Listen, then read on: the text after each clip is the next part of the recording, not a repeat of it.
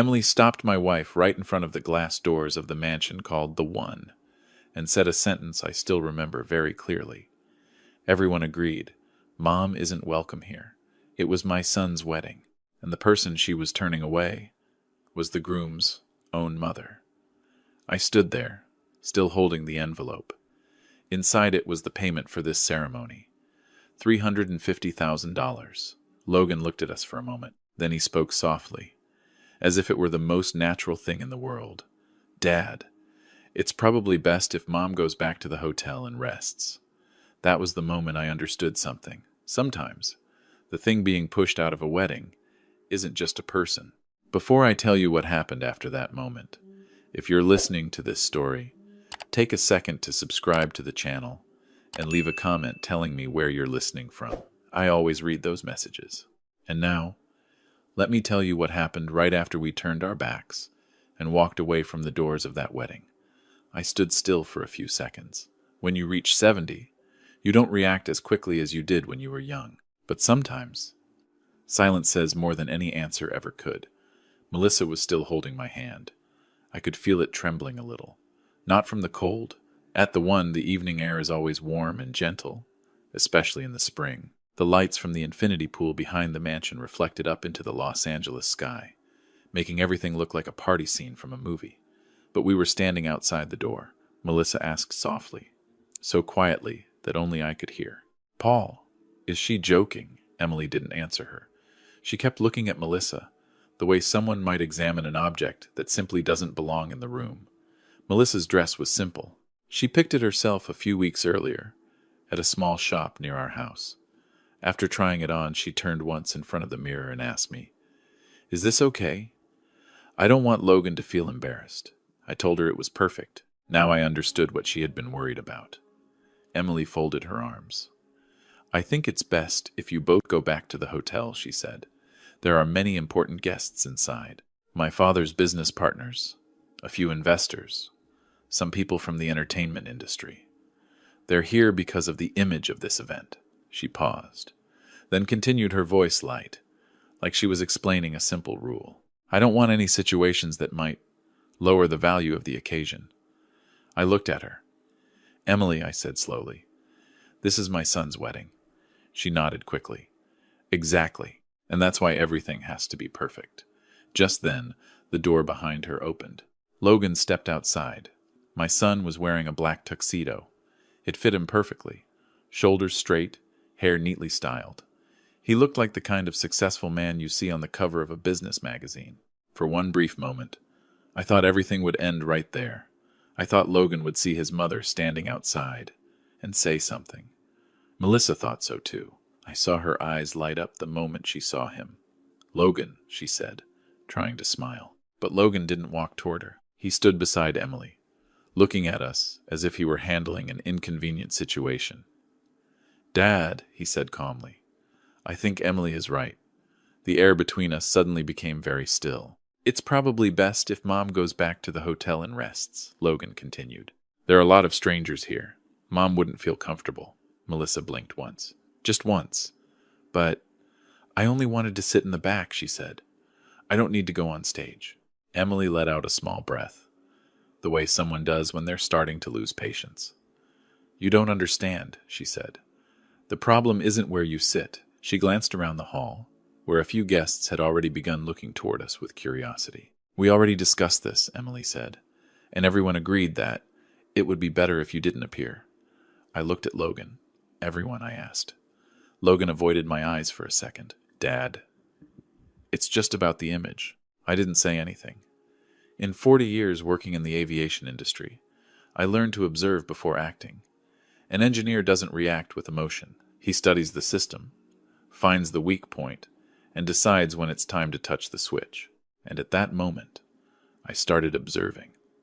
The luxury cars lined up outside the gate, the lighting system across the lawn, a band testing their sound in the distance, waiters carrying trays of champagne through the glass corridors.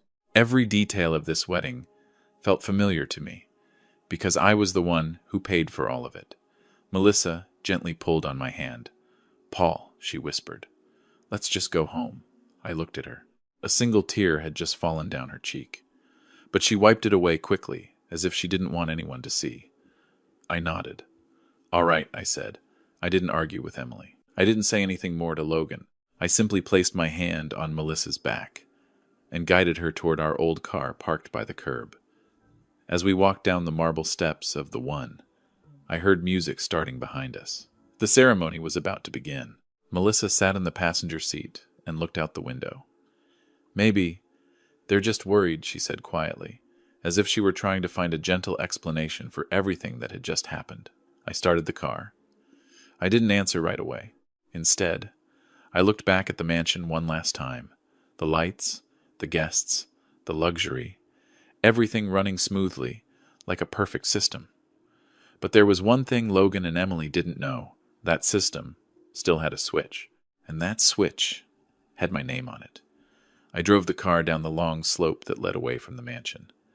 Behind us, the lights of the One slowly grew smaller in the rearview mirror. Melissa kept looking out the window. Los Angeles at night is always bright. But that evening, every light in the city only seemed to make one truth clearer. A truth both of us were trying not to face. After a long while, she finally spoke. Maybe they just wanted the ceremony to look perfect. I didn't answer right away. In 40 years as an engineer, I learned one simple thing. When a system begins to show signs of failure, the smartest move isn't to argue with it. It's to open the blueprint. I turned the car onto the coastal road, heading toward Malibu. The air out there is always quieter. About 30 minutes later, I stopped in front of a small diner overlooking the ocean. It wasn't fancy, but the soft yellow lights and the sound of the waves usually help people think more clearly. We sat at a table near the window. A server brought us 2 cups of hot tea. Melissa held hers, but barely drank. "Did I do something wrong, Paul?" she asked softly. I shook my head. No, she stayed quiet for a moment, then spoke again. Emily always spoke politely to me before. I took my phone out of my coat pocket. "Melissa," I said slowly, "there are a few things you should see." I opened a folder of documents I had been keeping for months, copies of contracts, transfer confirmations, emails. Melissa leaned slightly closer to the screen. "What is this?" "The wedding account." She looked at me. "You already paid for everything." I nodded lightly. Almost. 8 months earlier, Logan had come to see me at the house. He sat across from me in my study, hands folded together like a student preparing to persuade his professor. "Dad," he said that day, "Emily's family cares a lot about image." I remember his next sentence very clearly. "If I want to stand on equal ground with them, I need a wedding that matches their level." I asked him what their level meant. Logan handed me a cost sheet. Venue the mansion called the One. Lighting system, live band, media services, formal dinner. Estimated total cost, $350,000. Melissa was in the kitchen at the time. She didn't hear any of our conversation. Logan added one more thing. "I'll pay you back later, when my company finishes its funding round." I looked at him for a long time. Then I agreed. I sold the last patent I had kept from my years in the aviation industry, a small technology related to thermal control systems. It wasn't my biggest asset, but it was the last thing I had planned to keep for old age. $350,000 were transferred into the payment account for the wedding. I handed the phone to Melissa. She read each transfer confirmation slowly, line by line. "Paul, I didn't know about this. I didn't want you to worry." Melissa placed the phone back on the table. She took a deep breath, as if trying to reorganize her thoughts. "But if you paid for everything," she said quietly, "then why would they?" I opened another file. This was a document I had received only 2 days before the wedding. A notice from the bank. Melissa leaned closer to read. "A credit account?" she asked. "Not mine." She read a few more lines, then suddenly stopped. "Paul." I nodded. "That's right. In that file, Melissa's name appeared as a co-signer. A new credit account had been opened. Amount $100,000. Melissa looked at me, completely confused. "I never signed this." "I know. That money wasn't used for the venue or the dinner. According to the attached expense list, it had been used for things like an aerial photography helicopter, a convoy of exotic cars for the bridal entrance, and several promotional services Emily called Media Impact." Melissa slowly shook her head. "But How could they use my name? I didn't answer immediately. I simply looked out the window, where the ocean waves rolled slowly toward the shore. There are two possibilities, I said after a moment. Either the bank made a mistake. I paused. Or someone signed for you. Melissa sat very still. Emily's words at the mansion door came back into my mind. You shouldn't appear here. A woman whose name had been used to open a $100,000 debt. Yet she wasn't even allowed to step inside the ceremony that debt helped pay for. Melissa finally spoke. Paul, they used me as a shield. I looked at her. For the first time that night, her voice was no longer trembling. It had simply grown deeper. I closed the phone. It seems that way. Outside, the Malibu ocean remained dark and quiet.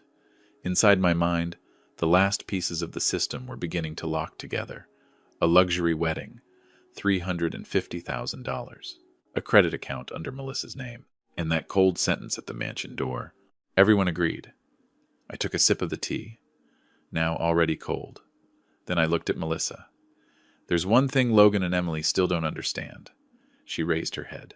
What is it? I answered very slowly. The person whose name is on the contract for that mansion is still me. Melissa looked at me for a few seconds after I said that. The person whose name is on the contract is you, I nodded. Not because I wanted to control everything, simply because Logan said the process would move faster if I signed it. He explained that his company was still in the middle of a funding round, and his financial records weren't stable yet. I didn't think much about it. A father usually doesn't think too hard when his son asks for help. Melissa sat quietly, both hands around her cup of tea that had already gone cold. Outside the window, the Malibu ocean was dark and calm. The waves moved in a steady rhythm, like a giant clock quietly counting time. Paul, she said softly, what are you going to do? I opened my phone again. In the aviation world, when a system fails, we don't shout at the control panel. We look for the right switch. Just one switch. I scrolled through my contacts and stopped at a name. The property manager of the mansion, called The One. I had spoken with him many times during the 3 months of planning for the ceremony. I pressed the call button. The phone rang twice before he answered. Hello, Mr. Paul, the man said. I assume you're at the ceremony. I looked at the ocean for a second before answering. No, I said. I just left. There was a brief silence. How can I help you? I spoke slowly, almost as if I were reading from the contract itself. I'd like to update the payment status. The manager sounded a little surprised. Everything is currently operating normally. Our staff is serving. I want to withdraw as the paying party, I said, gently cutting him off. This time the silence lasted longer. I'm sorry. Could you repeat that I am no longer the payer for tonight's event? I said. I would like to terminate the use of my account for the remaining expenses. Melissa lifted her head and looked at me, but she didn't speak. The manager lowered his voice. Mr. Paul, the ceremony has already started. If you withdraw payment now, the entire service contract could be affected. I understand. That means lighting systems, security, catering, all of it may need new confirmation. I understand. Another pause. Finally, he asked, Are you sure? I looked out at the dark ocean.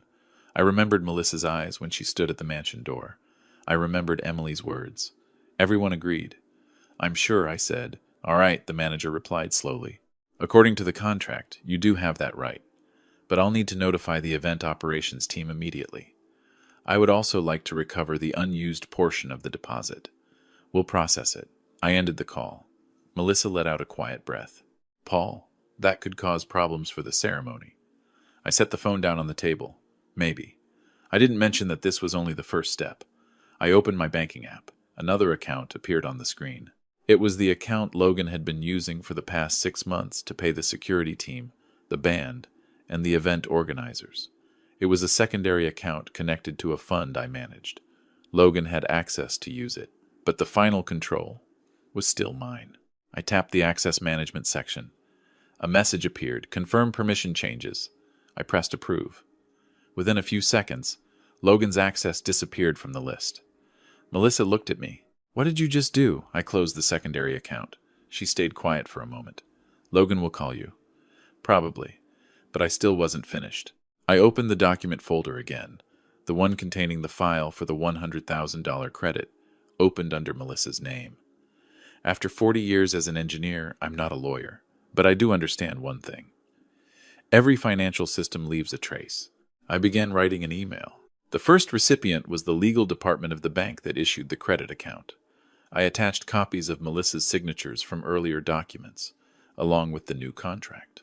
Even at a quick glance, the two signatures clearly didn't match. In the email, I wrote just one short line. I believe this account was opened without the consent of the person named on it. I request an immediate review. I paused for a second. Then, I added another recipient, an email address belonging to the board of directors of the real estate company owned by Emily's father. Not because I wanted to create noise, only because I thought they should know that a questionable credit account was connected to their family on the very day of the wedding. I sent the email. My phone screen went quiet again. Melissa looked at me for a long time. "Paul," she said, "you're dismantling the whole system." I took a sip of the cold tea. No, I shook my head slightly. I'm just turning off the parts they shouldn't have been using. Outside the window, the ocean wind moved gently across the water. Far away, on the other side of the city, the lights of the One were still glowing. The ceremony was probably at its most beautiful moment. Guests raising their glasses, music filling the air. But behind the stage, the systems were beginning to receive their notifications. And when a large system begins to lose power, it doesn't collapse all at once. It simply slows down, then piece by piece. Silence. Melissa and I stayed at the small diner by the ocean for a while longer. Neither of us spoke much. The things that needed to be done, I had already done. When a system loses power, it rarely stops immediately. It keeps running for a short time, as if it hasn't realized yet that something has changed. I imagine the mansion in Bel Air was the same. The music was still playing. Guests were still raising their glasses. Cameras were still capturing every moment of what Emily liked to call the wedding of the century. Only, behind those brightly lit walls, notifications were beginning to appear. About 40 minutes later, my phone vibrated. The caller's name showed on the screen. Logan. I let it ring once before answering. "Dad," his voice came through, a little rushed. "Where are you? I'm in Malibu." A short silence. "Dad, what happened to the account?" I looked out at the ocean. "Why do you ask? The event team says some payments just got shut down," Logan said. "The backup lighting system and the band are waiting for confirmation." He tried to sound calm, but I could hear the tension behind his voice. "Maybe they should ask the payer," I said. "But you are the payer." I withdrew. On the other end of the line, Logan went silent. 1 second. 2 seconds. "Dad, what did you say? I'm no longer the payer for the ceremony." I could hear the noise behind him, voices speaking quickly. Footsteps rushing across a stone floor. "You can't do that in the middle of the ceremony," Logan said, his voice lower now. "Emily is about to go on stage." I didn't answer. Someone else seemed to say something to him. Logan stepped a few paces away. "Wait," he told the person beside him. Then he returned to the phone. "Dad, this isn't the time to make a scene." I let out a quiet breath. "Logan." "Yes, tonight at the mansion door. What did you say to your mother?" On the other end, Logan didn't answer right away. "I just want to hear it again," I said. He exhaled. "I only said it would be better if Mom went back to the hotel." "No." My voice was very calm. "You said everyone thinks that's for the best." Logan didn't speak. I continued. "Then perhaps everyone should be prepared for the rest of it." I ended the call before he could say anything else. Melissa looked at me. "Is Logan panicking?" "I think so." We left the diner not long after. I drove along the coastal road. On the car radio, a local news program played soft background music. A little more than an hour after we had left the mansion, my phone vibrated again.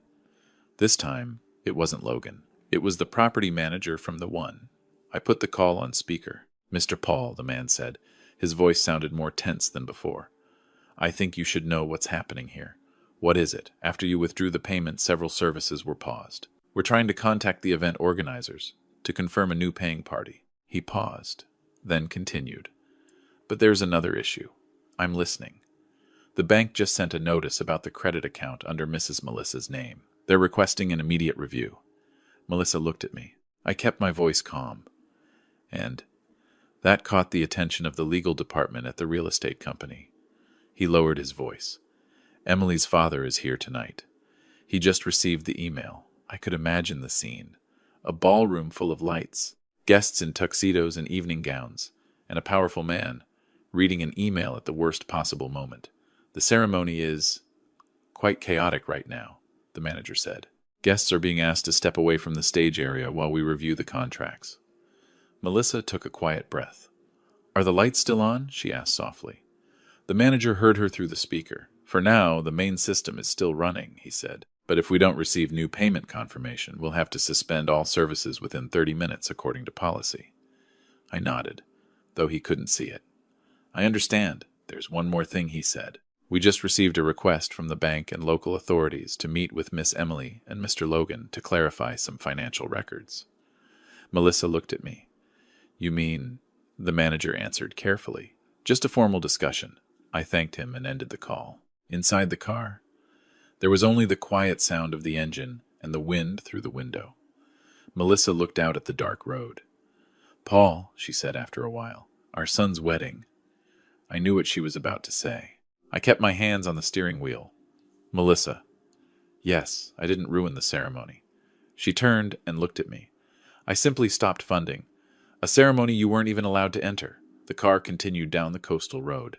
On the other side of the city, inside the brightly lit mansion called The One, the wedding Emily had hoped to turn into a perfect performance was probably beginning to lose the ground beneath it, not with loud noise, but with the quiet silence of systems being switched off. I drove a little farther, then pulled into a small parking area overlooking the ocean. Nights in Malibu are quiet. Not many lights, just the steady sound of the waves and a faint smell of salt in the air. Melissa stepped out of the car first. She walked over to the wooden railing and looked down at the dark water. I didn't say anything for a few minutes. After so many years together, we've grown used to silences like that. Not the silence of distance, but the kind that gives each person time to sort through their thoughts. My phone vibrated again. Logan. This time I answered right away. His voice had lost the calm tone from earlier. Dad, things are getting bad here. Behind him, I could hear a lot of voices. Doors opening. Fast footsteps across the stone floor. How bad? I asked. The management team asked everyone to leave the main area. Some services have already stopped. He paused for a second. And the bank is asking about the credit account. I didn't reply. Logan lowered his voice. Emily is really panicking. Could you call them and say it's just a misunderstanding? I looked at Melissa. She was still facing the ocean, but I knew she was listening. Logan, I said slowly. Do you remember standing at the mansion door tonight? On the other end, Logan went quiet. You said everyone agreed your mother wasn't welcome, I continued. Dad, I just want to be sure you remember. Logan exhaled. I didn't think things would go this far, but they did. A long silence followed. Finally, Logan spoke again, his voice almost pleading. Dad, if this spreads outside, Emily's family will lose face. Their company, too. I leaned back against the car door. You're calling me because of their reputation? No, He stopped, searching for different words. I need your help. I didn't answer immediately. In my working life, I've seen many projects fail. Not because the technology was too complex, but because people ignored one simple rule. A system cannot stay stable if its foundation is neglected. Families are the same way. Logan, I said after a moment. Do you remember who paid for this wedding? Of course. You did. And do you remember who was standing outside the door tonight? There was no answer. Only the sound of wind through the phone. I won't push things any further, I said. I've already notified the bank. They'll handle the rest. And Emily, that's between her and her family. Logan lowered his voice again. Dad, I was wrong. I heard that sentence very clearly. But I didn't feel the relief some people might expect. A father is never truly happy, hearing those words from his son. I hope you understand why this happened, I said. I do. No, I replied gently. You're only beginning to understand. I ended the call. Melissa turned and looked at me. What did Logan say? Things are pretty chaotic at the mansion. She nodded slowly. We stood beside each other for a while, looking out at the ocean. Waves rolled against the rocks, again and again, like the slow rhythm of breathing. After a moment, Melissa spoke. Paul, yes, I don't want to live the rest of my life carrying the feeling from tonight. I looked at her. "What do you mean?" "Standing outside the door," she said calmly. "I don't want to carry that feeling with me for the rest of my life." I understood. Melissa isn't the kind of person who holds on to resentment. In the 40 years I've known her, what makes her strong isn't anger. It's the way she turns difficult things into something useful. "What do you think we should do?" I asked. She thought for a moment. "We spent $350,000, she said. "If we can recover the unused part, I'd like to use it for something else." "For what?" Melissa turned toward me. The dim light from the parking area fell gently across her face. "I want to open a small center." "What kind of center?" "Job training," she said. "For women who've been looked down on or left behind." She gave a small smile. "Maybe women who know what it feels like to stand outside a door." I watched her for a few seconds. In that moment, I was reminded of something I've respected about Melissa for 40 years. She doesn't turn hurt into bitterness. She turns it into something useful. "All right," I said. "We'll do that." Melissa nodded, as if a simple decision had just been completed. We walked back to the car. I opened the trunk and took out a small picnic basket Melissa had packed that morning, just in case the wedding ran late.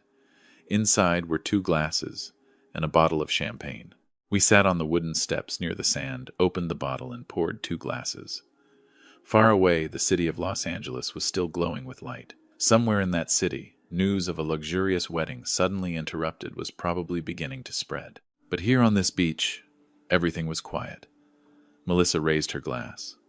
"For what?" I asked. She thought for a second, then said, "For the fact that we're still here."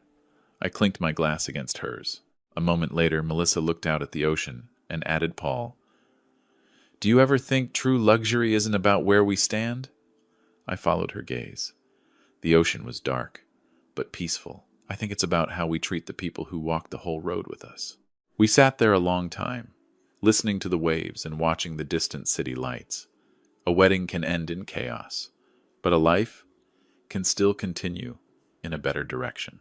If this story made you think even a little about family, about respect, about gratitude, I hope you'll take a second to like the video, subscribe to the channel, and share this story with someone who might need to hear. Thank you for listening all the way to the end.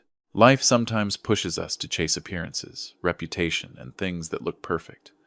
But in the end, what truly holds a family together isn't money or status. It's kindness and gratitude. And I hope that after this story, each of us will remember to appreciate a little more the people who have been beside us since the very beginning.